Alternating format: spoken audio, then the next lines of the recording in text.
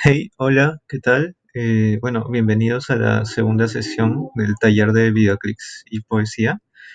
Nada, bueno, muchas gracias por estar aquí de nuevo en esta segunda parte, dos de tres partes.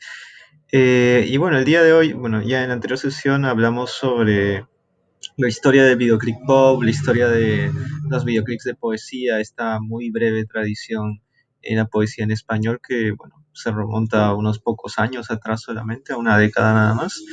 Y bueno, el día de hoy más bien quería hablar, tal vez el tema principal de esta sesión sea el Vaporwave, pero al mismo tiempo quería ordenarla de un modo en que llegar a ese tema tenga un significado mucho mayor.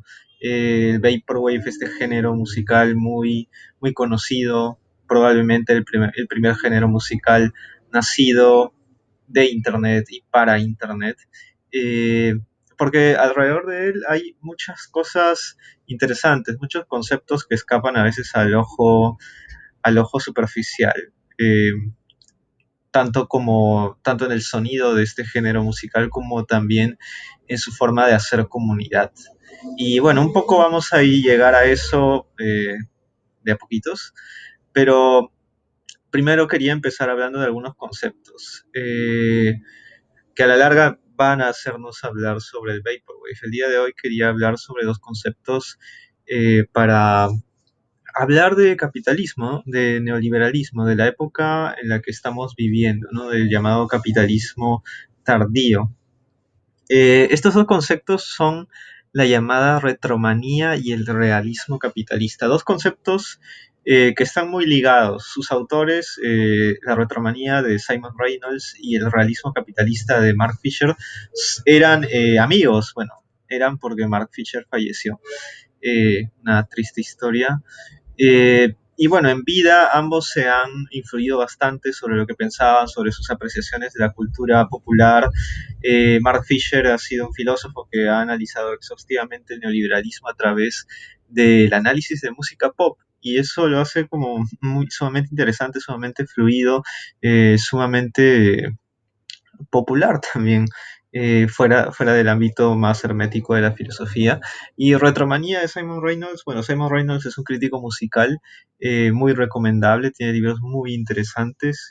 Yo he podido leer, aparte de Retromanía, su libro sobre el post-punk, Romper todo y empezar de nuevo. Y bueno, ahora estoy leyendo su libro sobre la música rave, la música electrónica post-techno, que es Energy Flash, también lo recomiendo bastante.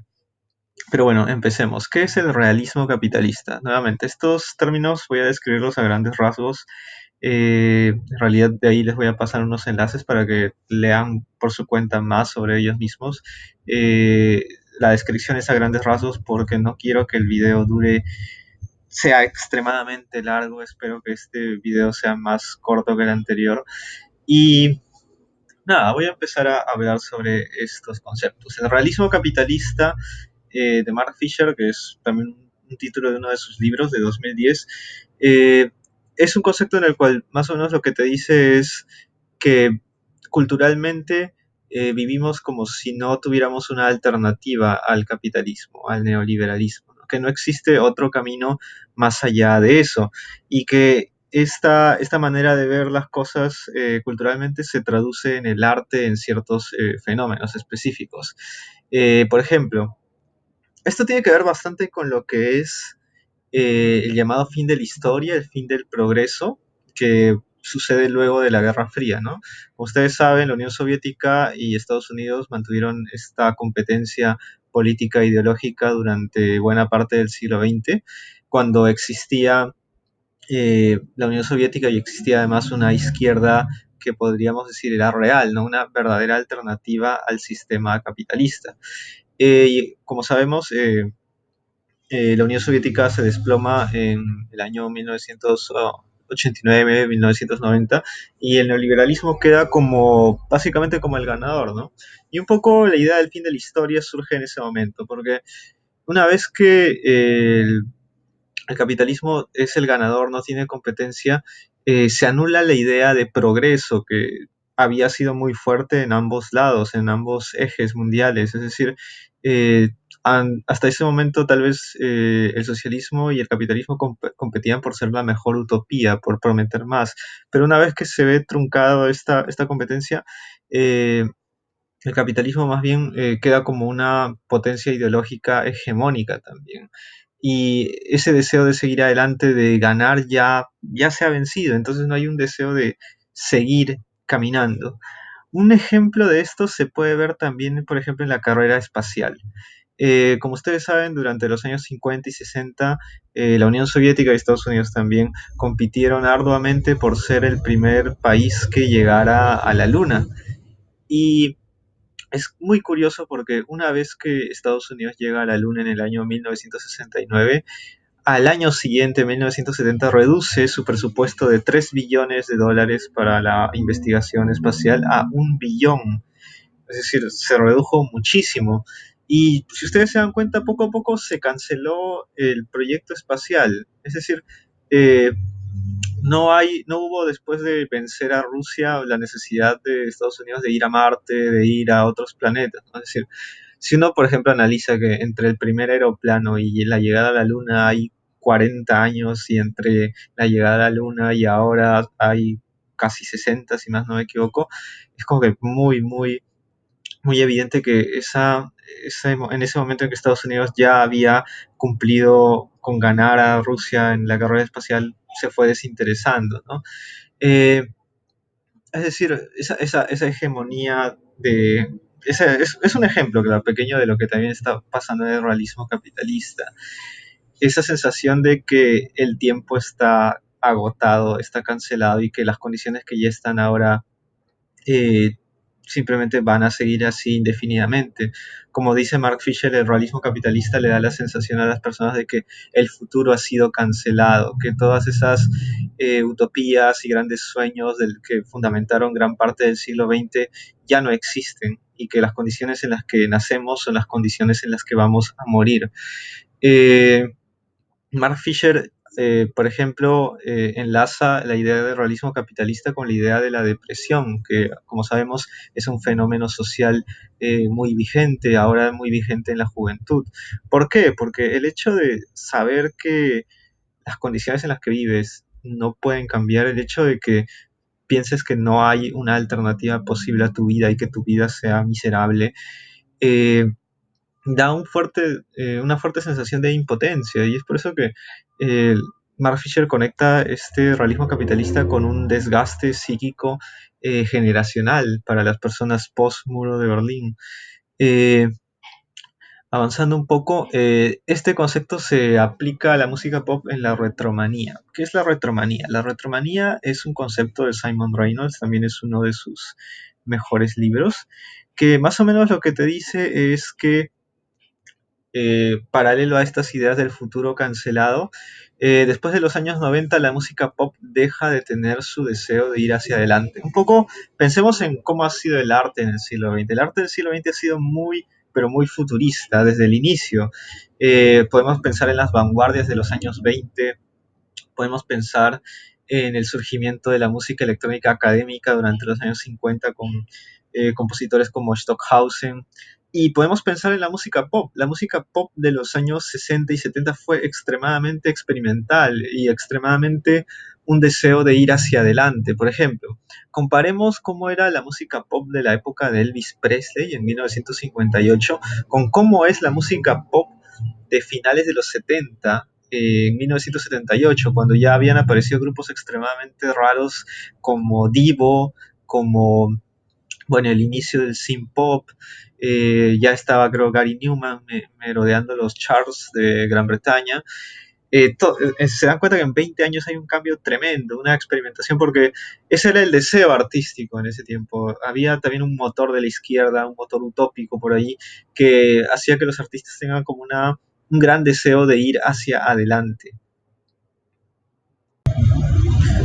Bueno, como les decía, el concepto de retromanía tiene que ver, eh, está ligado al realismo capitalista en el sentido de que, sumado a ese deseo de no ver al futuro, eh, se traduce en músicos que del año 2000 en adelante, hegemónicamente, en el panorama de la música pop, eh, más bien contraponen ese deseo de mirar al futuro en un deseo de escarbar, de mirar muy fidedignamente al pasado. Ese hecho de mirar fidedignamente al pasado además está como que muy relacionado también con la capacidad de memoria digital que ahora tiene la humanidad sobre su propia historia y sobre su propia historia más reciente. Eh, es decir, durante los años, como ya les había dicho, durante los años 60, 70 había un deseo muy grande de vanguardia. En cambio, ya durante los años 2000 es hegemónico en la música pop el deseo de mirar atrás, de revisar, de hacer los llamados revivals. Un ejemplo muy característico de esta manera de hacer música y de ver música es eh, el llamado garage rock de los años 2000, el garage rock revival, que fue un movimiento, tal vez el movimiento más importante de rock en lo que va del siglo XXI, tal vez también el último movimiento de música rock, que aparece en el año 2001 con bandas como Strokes y Arctic Monkeys. Aquí quería, bueno, empezar a mostrar algunas cosas de la playlist, porque es interesante no solo analizar la música, sino también analizar la manera en que estas bandas se presentan. Este video de Arctic Monkeys, I Bet You Look Good on the Dance Floor, que es muy popular durante mis años de colegio, era me gustaba mucho esta banda, hasta ahora me gusta en realidad. Eh, Se hizo como una manera de imitar presentaciones en un viejo show de Gran Bretaña que se llamaba The Old Grey Weasley Test. Entonces quisiera primero mirar ese video y luego compararlo con una presentación en el verdadero show que este videoclip de Arctic Monkeys imita.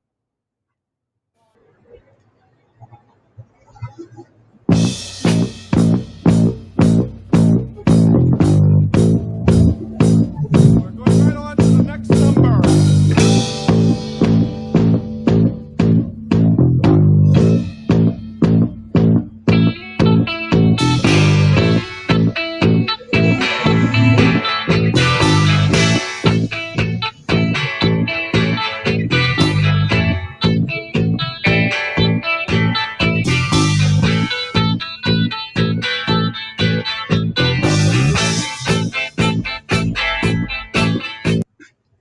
Como ustedes pueden haber notado, no es solo una similitud musical, sino también es una similitud en artistas imitando cómo se vestían eh, músicos de 30 años atrás y además estéticamente imitando la manera en que grababan.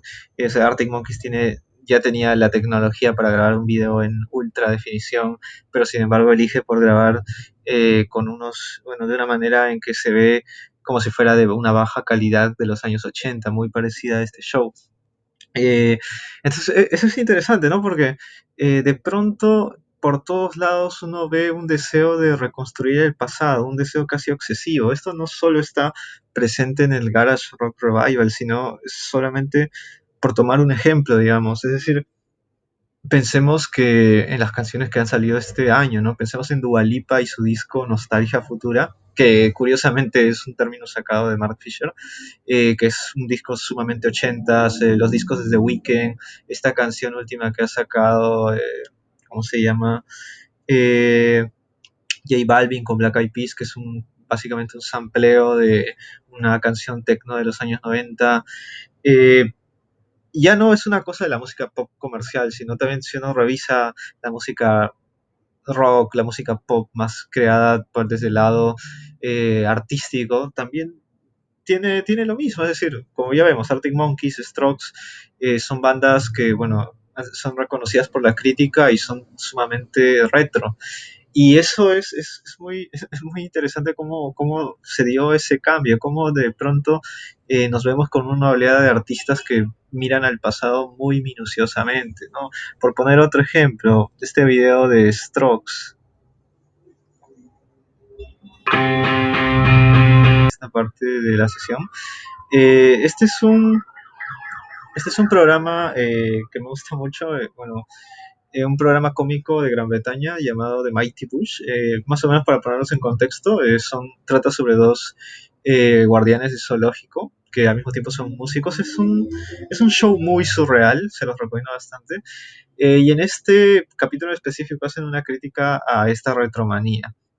Estos dos protagonistas durante el capítulo son confrontados por dos personas que los imitan totalmente, se visten como ellos, cantan como ellos, bailan como ellos, y una de las cosas que hacen los protagonistas para vencer a estos imitadores es intentar hacer una canción que sea tan, pero tan futurista que sea imposible de imitar porque nunca ha existido algo así. Pero cuando ellos tienen esta idea, los imitadores los confrontan y les dicen, pero no, ustedes están locos, ya no se puede ir al futuro porque eso ya pasó de moda. Ahora lo que está de moda, lo que es la vanguardia, es mirar hacia atrás. Y básicamente luego de darles esa idea, Vince, a cada uno de los personajes, va a decir el siguiente diálogo. Calm down. We have to be logical here, okay? If it's the past that's in, maybe I should step up, huh? What if we were to look further back into the past than anyone has looked before?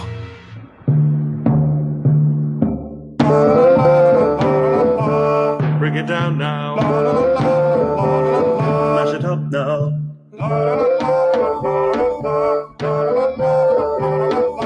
We are looking backwards. We are running backwards, running through time into the past, taking retro to its logical conclusion.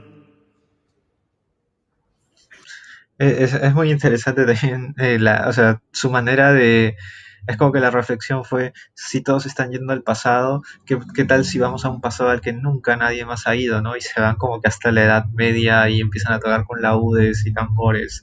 Y la letra de la canción también es como que muy, muy paródica, ¿no? Porque dice, el coro básicamente dice, estamos mirando hacia atrás, llevando lo retro hasta su conclusión final, ¿no? Que sería como que ya ir a un pasado ultra distante, ya sin sentido y sin conexión emocional con el público, ¿no?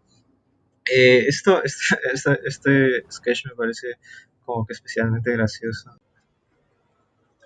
Algo que tal vez valga la pena aclarar, bueno, antes de pasar al siguiente tema que vendría a ser la jauntología musical, es que, bueno, tal vez empezando entonces, Mark Fisher, Simon Reynolds, mientras hablan también sobre Arctic Monkeys, sobre Strokes, pero también hablan sobre otro tipo de música, otro tipo de dirección que surge durante inicios del siglo XXI, que es la llamada jauntología. ¿Qué es la jauntología? ¿De dónde viene ese nombre, además, tan fantasmagórico?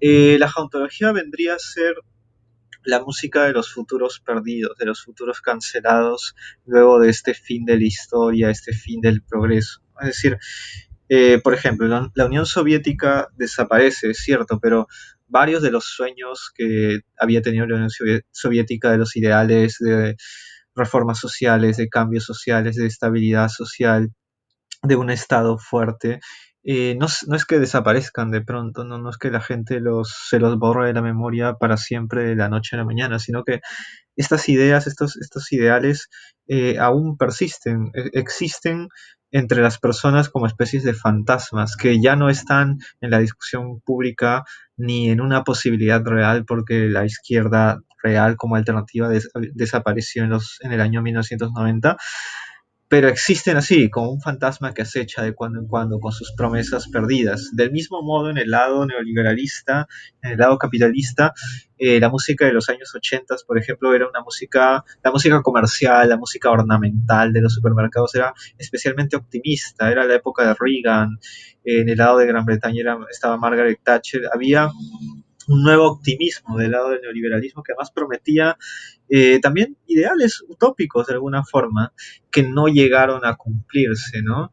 Entonces estos fantasmas también están ahí, han sido cancelados, pero existen y están merodeando la música y sus apariciones en la música pop ha sido como una especie de, pues muy, muy espectral en este género musical que vendría a ser la jauntología.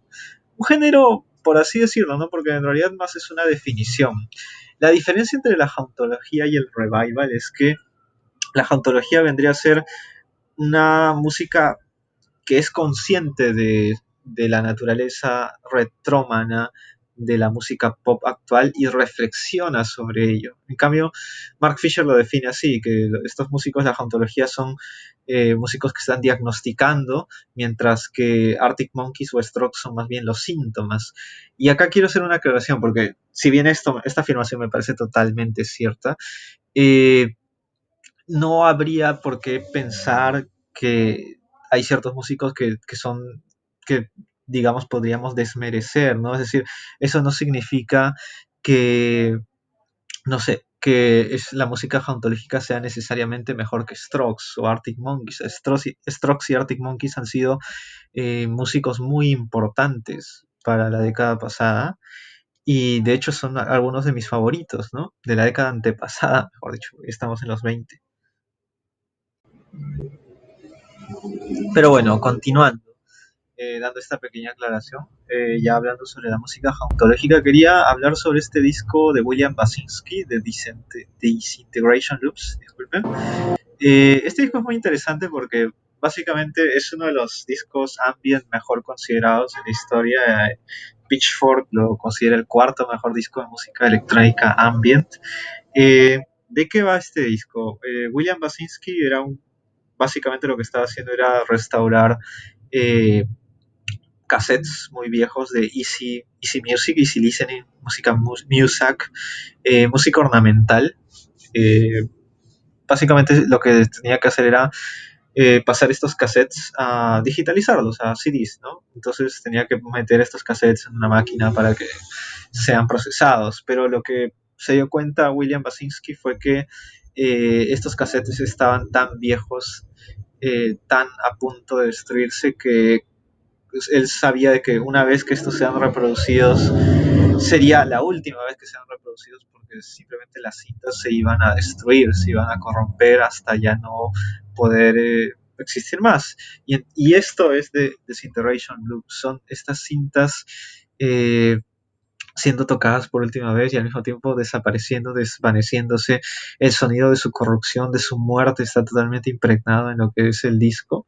Me parece un experimento muy fascinante, muy interesante, que lo recomiendo bastante, ¿no? Porque de alguna manera te lleva a esta sensación de muerte, de desaparición, de desvanecimiento, de claro, en el contexto del que estamos hablando puede ser el desvanecimiento de las utopías, pero en realidad creo que tiene un significado mucho más amplio.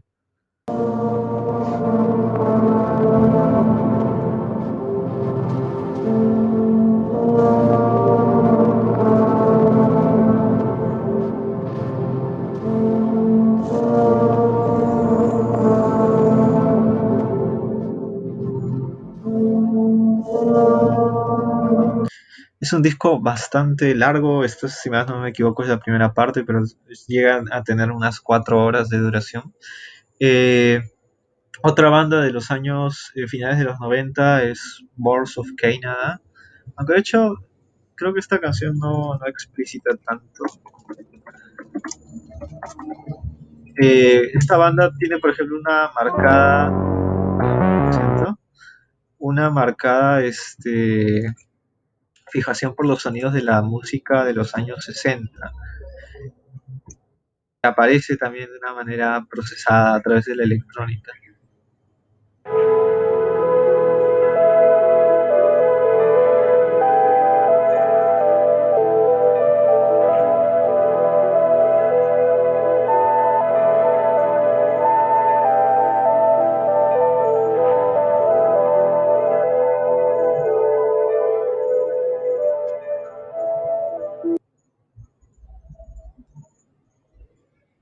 Pero bueno, es una banda también muy recomendable, me gusta mucho. Ese disco Music Has the Right to Children es uno de los mejores discos que he escuchado en mi vida. Una banda que me parece que es la que mejor personifica la jauntología durante la década de los 2000 es, bueno, una banda, en realidad no es una banda, en realidad es un solo músico. Eh, Burial con su disco Untrue, que básicamente lo que hace este músico en este disco es tomar el sonido de la rave de los 90, que como ustedes saben fue uno de los últimos movimientos vanguardistas musicales en la electrónica, una música además muy futurista, muy de movimiento, muy de inclusive además muy revolucionaria en su momento, muy rebelde, que en Gran Bretaña particularmente inclusive fue ilegalizada por por la cantidad y la masividad de sus fiestas ilegales. Esta música aparece en el disco de Burial, en Untrue, pero está procesada, está hecha de una manera que parece como si alguien recordara estos tiempos con una resaca encima, con una sensación de algo sumamente perdido y distante, ¿no? Esta canción, In McDonald's, me parece profundamente desoladora.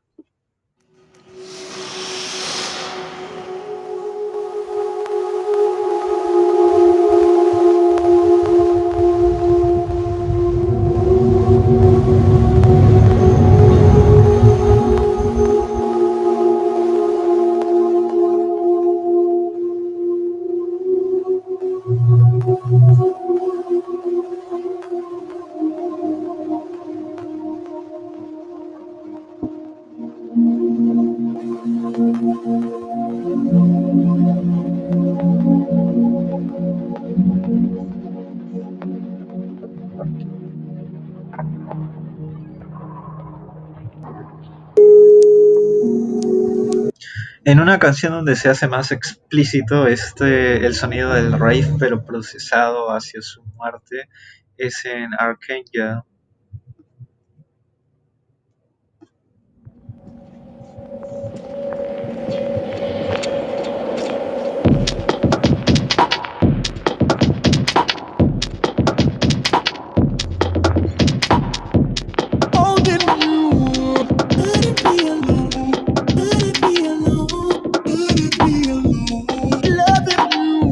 Como pueden ver, esto toma esas raíces electrónicas del garage electrónico de Gran Bretaña, pero no está presentado de una manera festiva, no está presentado de la manera original con la que se presentó esta música, sino desde su recuerdo, no sé si diría nostálgico, pero al menos sí fantasmal.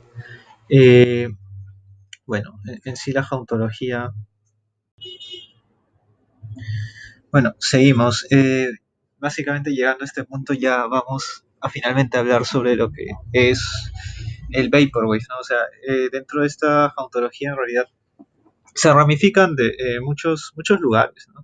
Existe, por ejemplo, la jauntología desde el dubstep o el post-dubstep en realidad, con artistas como James Blake a inicios de la década pasada, o inclusive la jauntología festiva, como se puede apreciar en músicos como Kanye West, el rapero.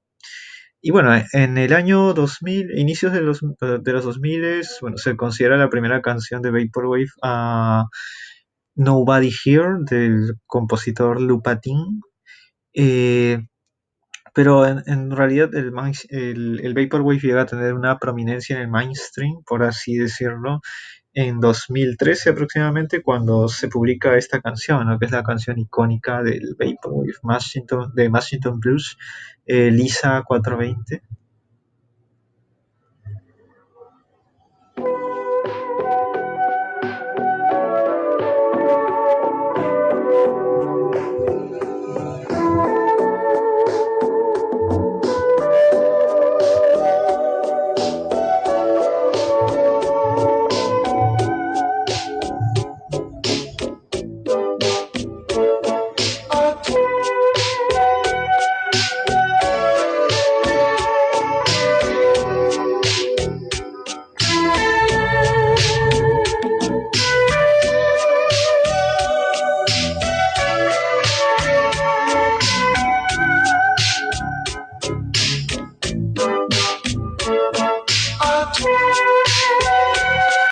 Básicamente el Vaporwave es la jauntología en su total expresión, desde la estética, básicamente un poco resumiendo el Vaporwave. ¿Qué es el Vaporwave? Como género musical es un género que se apropia de la música ornamental, de la música ultra comercial, neoliberal, con una fijación muy específica en el periodo de los años 80, que como ya les decía, fue un periodo también muy optimista dentro del capitalismo.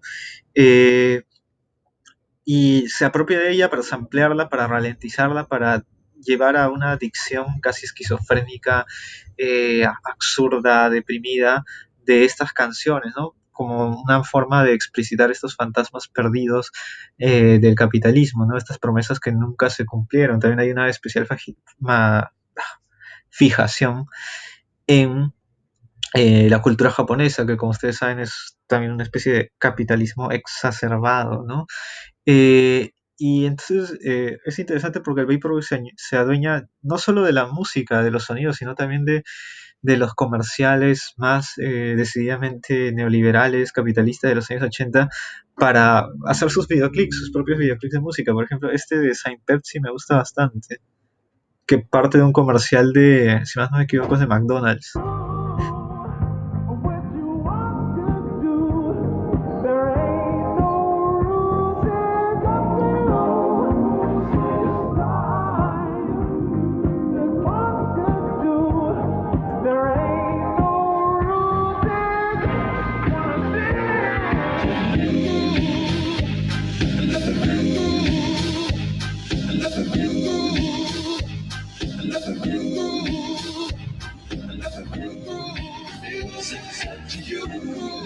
Sé que la mayoría de veces uno se aproxima a esto de manera irónica, que es como o sea, también es como que bastante gracioso esta manera de ver este videoclip ya no como un comercial, sino con una música que está mal procesada, estirada, saturada, que es muy diferente a la música de fácil escucha que para la cual fueron pensados estos videoclips, ¿no? El proceso de creación es muy simple en realidad. Por ejemplo, en Washington Plus, en Lisa 420, es básicamente tomar una canción de Diane Rose que se llamaba It's Your Move, que duraba aproximadamente 3 minutos, y estirarla durante 7 minutos 22 segundos para dar esta voz espectral, fantasmal de esos sonidos, ¿no? Esos sonidos ochenteros. El Vaporwave me parece muy interesante como música ontológica, pero también como una especie de comunidad post-capitalista. Es decir, el Vaporwave llega al mainstream. El Vaporwave en el año 2013, recuerdo, hubo una polémica muy grande en Saturday Night Live cuando Rihanna se presentó con un fondo Vaporwave. The Weeknd está obviamente influido por el Vaporwave, otros músicos tal vez como la misma Ariana Grande, mucha publicidad influida por el Vaporwave en TV.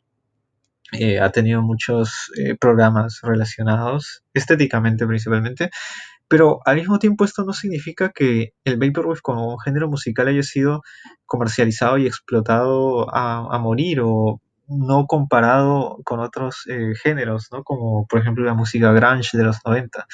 Eh, ¿Por qué? Porque de plano el Vaporwave es una música que no puede ser comercializada. Es decir, esta canción Lisa 420 ha sido retirada de YouTube en múltiples ocasiones porque es una infracción a los copyrights. Toda la música del Vaporwave es básicamente infracciones de copyright, tanto en video, tanto en canciones, y es como no comercializable. Estos músicos suben todo su material a YouTube y no lo monetizan básicamente porque no pueden hacerlo, y si es que venden algo es como pequeñas ventas por el hecho de que, bueno, por ejemplo, esta canción, bueno, este disco, este Washington Plus, fue tan famoso que la gente también lo quería comprar como físico, ¿no? Como una especie de amuleto, pero siempre son como que ventas minoritarias. Es decir, es un género musical que ha vivido con sus propias reglas, sin necesidad de discográficas y principalmente sin necesidad de estrellas de rock o estrellas de pop, ¿no? O sea, pensemos en la música grunge. La música grunge fue un circuito alternativo durante los años 80 hasta que llega Kurt Cobain con Smells Like Teen Spirits y todas las discográficas van tras esta música. Y claro, la posicionan, pero el precio de ser posicionado es también como volverse una especie de artefacto, de producto que ya no tiene mucho significado, ¿no? Claro, el grunge empieza así, pero acaba con bandas ultra comerciales de grunge que hacen grunge simplemente por el hecho de ser famosos y tener dinero, ¿no? Gran parte de esta sensación de perder significado es lo que lleva a Kurt Cobain al suicidio también, como él, bueno, lo explicita en este cover de David Bowie, el hombre que vendió al planeta, el hombre que vendió la Tierra. Eh, un poco que él se visualiza a sí mismo como eso, ¿no? Como alguien que vendió involuntariamente un movimiento muy lindo, algo muy, muy hermoso que fue devastado por las discográficas. Esto no ha pasado con el Vaporwave, no va a pasar porque no hay personalidades a explotar, no hay nada que vender de antemano, y lo cual me parece muy, muy interesante, como una especie de comunidad y que sin necesidad de todo esto llega a ser masiva, ¿no? El Vaporwave es el género musical independiente más influyente de la década pasada, no solo en la música electrónica, sino también en la música rock. Mac DeMarco es tremendamente influido por el Vaporwave. Pienso en todo este género musical del indie y el bedroom pop es tremendamente vaporwave, Cleiro, Cuco, sus influencias no se han limitado a la electrónica, eso me parece muy, muy, muy interesante. Ahora, un poco hablando de otro tema, el vaporwave es considerado la música del movimiento aceleracionista. Ahora ¿qué es el aceleracionismo? El aceleracionismo es un movimiento filosófico que surge más o menos en 2015 con la publicación del Manifiesto Aceleracionista de Alex Williams y Nick Snarkic, en lo que propone una nueva revolución postcapitalista, bastante diferente a lo que la izquierda ha propuesto, ¿no? Un poco para contextualizar. ¿Qué dicen estos autores? Estos autores dicen que luego de la caída del muro de Berlín, en realidad la izquierda ha tenido graves problemas de nostalgia, un poco que también están relacionados con lo que sería el realismo capitalista, ¿no? Esa imposibilidad de ver hacia adelante culturalmente ha llevado a que los mismos socialistas tengan un deseo de nostalgia muy grande, ¿no? Si es que ustedes han conversado con de repente gente de partidos, todavía hay un deseo muy presente, al menos acá en Perú, de hacer una revolución a la antigua, ¿no? Una revolución a lo Cuba, a lo Fidel Castro, eh, peor aún, una idealización de la economía de tiempos muy, muy antiguos. Acá en el Perú es específicamente preocupante la idealización que tienen la izquierda de, por ejemplo, la economía incaica, un poco como que quisieran mirar hacia tan atrás para sacar ideas para un tipo ahora tan, pero tan distinto, ¿no? Entonces, ¿qué te dice? Que, bueno, básicamente la idea es dejar de mirar atrás y mirar hacia adelante.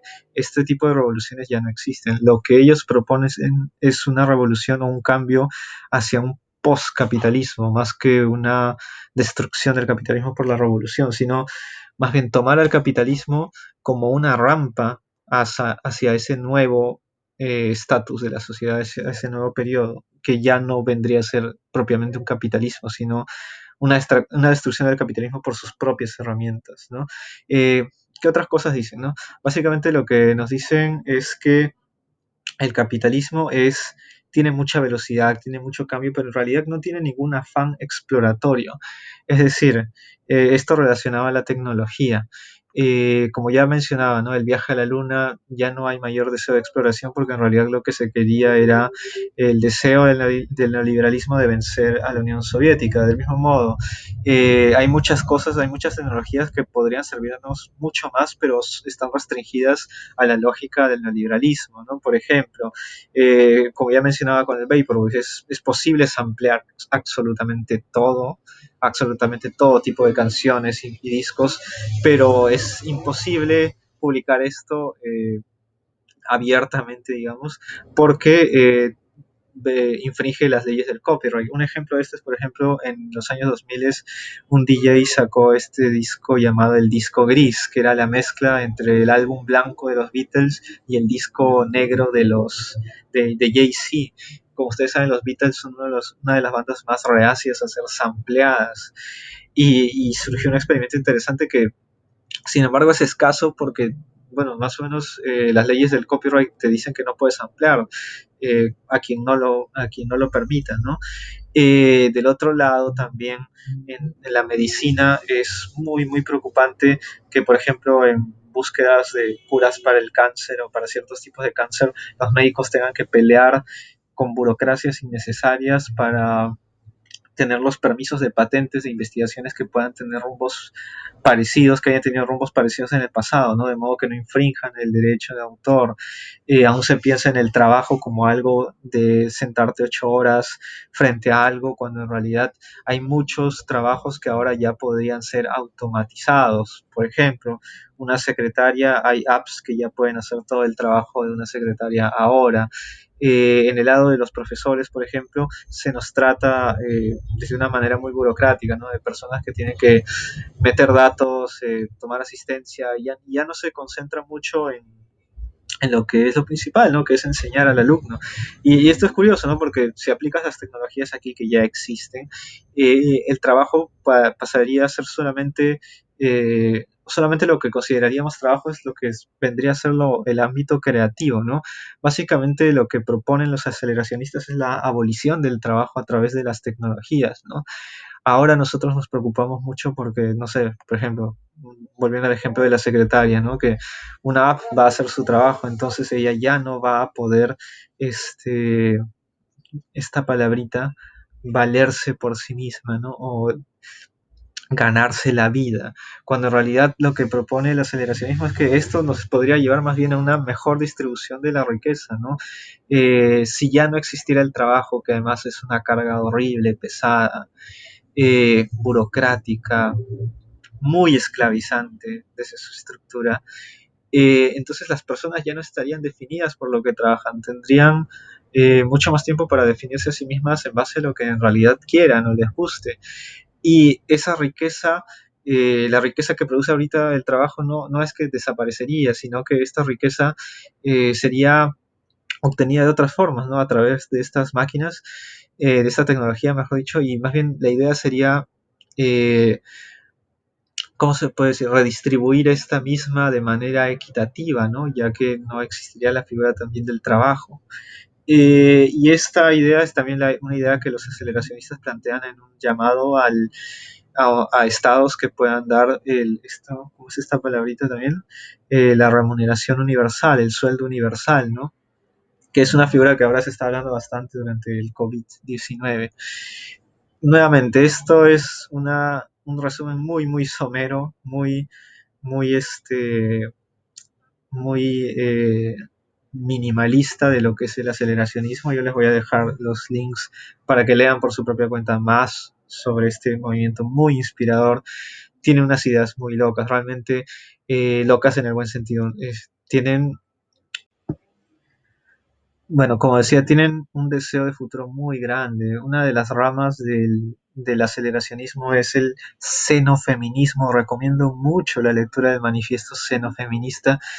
Tiene unos planteamientos que realmente te hacen pensar en una sociedad muy distinta a la que vivimos. Y eso me parece muy, muy genial, muy interesante. Y al mismo tiempo, todos estos manifiestos, ensayos, no son utopistas, o sea, pueden sonar locos, nuevos, pero no son utópicos, sino parten de fundamentos muy reales, muy interesantes, eh, muy inspiradores de leer. En la parte de la estética aceleracionista, un poco lo que planteaban en estos ensayos. Por un lado yo enlazo esto al deseo de la poesía electrónica y de los videoclips de poesía, porque es un deseo muy marcado de futuro, ¿no? Es decir, la poesía electrónica, los videoclips realmente hacen ver a la poesía escrita de hace un par de años como algo que hubiera pasado hace 50. Este deseo de experimentación me parece muy interesante, me parece que va muy a la par del aceleracionismo. Otra cosa que dicen los aceleracionistas es el llamado a esta nueva izquierda que proponga estos nuevos cambios a, a la hegemonía. Volviendo un poco hacia atrás, otro de los problemas de la izquierda actual es que no tiene un deseo hegemónico. Por tomar ejemplos, esto también se ve en la literatura. Acá hay una feria muy importante muy importante entre las ferias alternativas, que se llama la Antifil, que es decididamente un gesto de alternativa, de resistencia. Y el hecho es que los gestos de resistencia, estos lugares donde que se crean para que en ellos no exista la lógica del neoliberalismo, están llamados a desaparecer por definición, es decir, son como una presa siendo ahorcada por una boa, ¿no? Es decir, o como un equipo de fútbol que simplemente se defiende, nunca va a ganar. Y esto es algo que critican muy ferozmente los aceleracionistas, porque si no vamos a ganar, si no vamos a plantear algo que pueda realmente cambiar las condiciones que estamos haciendo, simplemente estamos esperando que nos trituren, ¿no?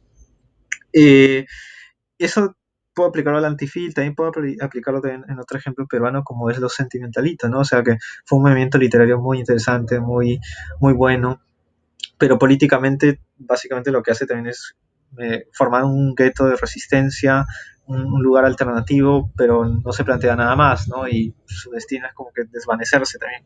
Con lo cual no quiero decir que no hayan escritores de esta rama que sean importantes, ¿no? Eso también me gustaría que se tenga como bien en claro, ¿no? O sea, todas estas cosas que estoy diciendo aquí no son hechas para denunciar, para acusar, ¿no?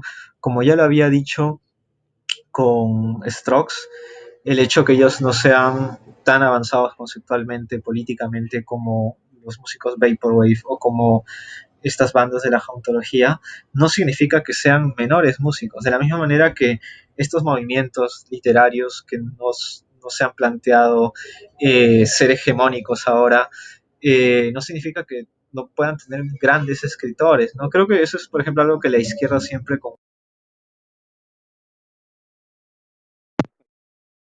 un proyecto estético fallido y eso no es cierto. Si bien están muy ligados la política, la manera de hacer comunidades con la manera en que estas comunidades escriben o producen arte, no significa una valoración igual. Eso es algo que me gustaría aclarar. Bueno, los aceleracionistas piden que los intelectuales, la nueva izquierda se posiciona a través de Internet, sea experta en el marketing, en cómo funcionan las redes sociales, en no tener miedo a eso, que es algo que la izquierda se muere de miedo acá en el Perú al menos. Disculpen si me quejo tanto, pero creo que es cierto. Eh, Básicamente que se impongan y no busquen ser una resistencia, sino a través de Internet, a través de estas tecnologías, busquen una nueva hegemonía para su nueva ideología también, porque al final yo lo que veo es que la literatura, bueno, muchas veces se dice que no tiene ningún papel político, pero para el aceleracionismo específicamente yo veo que es parte de su soporte ideológico, ¿no? Es decir, estas comunidades, la manera en que se crean, la manera en que la poesía de Internet se ha creado como comunidad que tiene pocos años de vida, ya hablaremos de eso en la siguiente sesión, eh, es también una forma de hacer política, ¿no? En algunos casos estos movimientos se han desligado por completo, al igual que el Vaporwave, de lo que es los circuitos, el circuito editorial, ¿no? Y eso me parece muy interesante, ¿no? Porque muchas veces se dice que estética, sí, es cierto, estética y política son cosas distintas, pero el arte también hace política. Creo que más bien lo que hay que ver que no se confunda es valorar el proyecto político de un artista con exactamente igual al proyecto estético del mismo artista. No creo que son dos cosas distintas, es muy relacionadas, pero su valoración es distinta. Y bueno, básicamente los aceleracionistas un poco buscan este futuro, pero también en su estética hablan de, un poco plantean que una estética aceleracionista podría ser una estética del asco al neoliberalismo, como por ejemplo puede verse en la película Parasite, que mejor no la voy a poner porque creo que estoy spoileando muchas cosas en este taller. Pero bueno, en Parasite hay una escena donde se dice que los pobres tienen olor, que es una escena muy, muy asquerosa, o sea, una manera muy hedionda de pensar eh, lo pútrido que está que son las condiciones del neoliberalismo ahora, ¿no? Pero, por ejemplo, otros dentro del aceleracionismo plantean que una estética aceleracionista podría ser como el techno de Detroit, que era tenía un punto de tensión entre futurismo y distopía, ¿no? El techno era una música muy hacia adelante, muy vanguardista, pero al mismo tiempo tenía implícita la situación social de Detroit, de esta ciudad que durante los años 80 estaba destruida por el gueto, bueno, por el gueto, disculpen, por el éxodo de blancos que había pasado, la desindustrialización del centro de la ciudad, que habían convertido a Detroit en casi una ciudad fantasma, ¿no? Entonces se da este cruce de tensiones y creo que eso es muy interesante porque también sería como un poco tonto pensar que una estética aceleracionista sea simplemente algo que diga vamos al futuro, ¿no? Porque eso acabaría siendo cursi, ¿no? En cambio, más bien una muestra de ese choque entre futuro y distopía me parece mucho más rico, ¿no? Crea más narrativas, crea más volumen. Un poco para terminar, un punto que se me había ido es que el Vaporwave, además de generar sus propios medios de distribución, también ha generado su propia crítica. Yo les aconsejaría mucho revisar este canal, Pat Chennington, es eh, uno de varios youtubers que son críticos musicales del Vaporwave. Y como pueden ver, hay videos de 34 minutos, 11 minutos, 19 minutos. Es decir, no son cosas simples que él ha dicho, ¿no? Sino son cosas bastante pensadas. Eso también me parece importante porque una de las cosas que ya vamos a hablar en las siguientes sesiones de la poesía de Internet es que aún no había visto esto, no ha, ¿cómo se llama? No ha generado aún una crítica literaria de Internet. Por ejemplo, el Vaporwave, un poco una de las cosas que ha hecho que en su circuito no simplemente haya un deseo de popularidad por la popularidad que está omnipresente en Internet, sino más bien un deseo estético, artístico, es que existe una crítica, ¿no? Que lo más valorado dentro de esta comunidad no es lo más popular, sino lo más interesante, ¿no? Y eso me parece que es vital para una comunidad de literatura en Internet también. Y bueno, me he extendido bastante, creo. Eh, Disculpen si es que creo que sí he hecho un video más grande que el de la última vez, pero nada, gracias por estar aquí. Espero sus comentarios, espero seguir conversando sobre estos temas. En la siguiente sesión vamos a hablar de lleno sobre la poesía de Internet. Y bueno, vamos a seguir avanzando tanto con los 18 seleccionados como con el grupo, ya discutiendo estas ideas, qué cosas podríamos poner, qué cosas podríamos utilizar en un videoclip de poesía, ¿no? Con estas ideas, ¿no? De futuros perdidos, de reciclaje, de tomar herramientas de repente ultracapitalistas para hacer cosas que ya no sean capitalistas en sí, ¿no? Sino postcapitalistas. Eh, y nada, me parece muy interesante. Nos vemos en 7 días y bueno, gracias. Eso es todo por hoy.